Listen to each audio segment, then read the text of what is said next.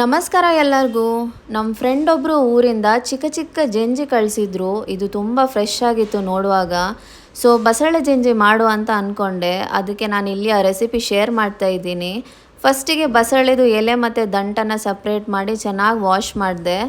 ಅದಾದಮೇಲೆ ಇದನ್ನು ಬೇಯೋಕ್ಕಿಟ್ಟೆ. ಬೇಯಿಸುವಾಗ ಒಂದು ಅರ್ಧ ಟೊಮ್ಯಾಟೊ, ಸ್ವಲ್ಪ ಉಪ್ಪು ಮತ್ತು ಸ್ವಲ್ಪ ನೀರು ಹಾಕಿ ಬೇಯಿಸಿದೆ.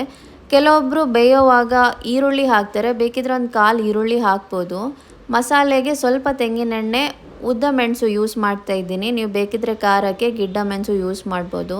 2 ಚಮಚ ಕೊತ್ತಂಬರಿ, 3/4 ಚಮಚ ಜೀರಿಗೆ, ಅರ್ಧಕ್ಕಿಂತ ಕಮ್ಮಿ ಪೆಪ್ಪರ್ ಮತ್ತು ಸಾಸಿವೆ. ಇದನ್ನು ಚೆನ್ನಾಗಿ ಫ್ರೈ ಮಾಡಿ ಲಾಸ್ಟ್ಗೆ ಸ್ವಲ್ಪ ಮೆಂತ್ಯ ಹಾಕಿ ಒಂದ್ಸಲ ಫ್ರೈ ಮಾಡಿ. ಇದರ ಜೊತೆಗೆ ಒಂದು ಕಾಲು ನೀರುಳ್ಳಿ, 2 ಬೆಳ್ಳುಳ್ಳಿ, ಸ್ವಲ್ಪ ಹುಳಿ ಮತ್ತು ಅರಿಶಿನ ಹಾಕಿ ಇದನ್ನು ಚೆನ್ನಾಗಿ ಗ್ರೈಂಡ್ ಮಾಡಿ.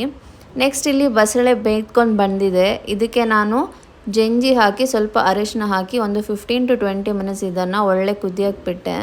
ಅದಾದಮೇಲೆ ಇದಕ್ಕೆ ಗ್ರೈಂಡ್ ಮಾಡಿರೋ ಅಂಥ ಮಸಾಲ ಹಾಕಿ, ಬೇಕಿದ್ರೆ ಸ್ವಲ್ಪ ಉಪ್ಪು ಮತ್ತು ನೀರು ಹಾಕಿ ಇನ್ನೊಂದು 5 ನಿಮಿಷ ಕುದಿಸಿ.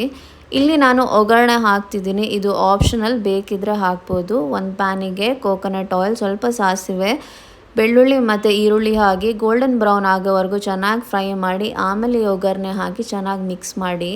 ಈ ಜಂಜಿ ಬಸಳೆ ಬಾಯ್ಲ್ಡ್ ರೈಸ್ ಜೊತೆ ತಿಂದರೆ ಅಂತೂ ಇದರ ಟೇಸ್ಟೇ ಬೇರೆ.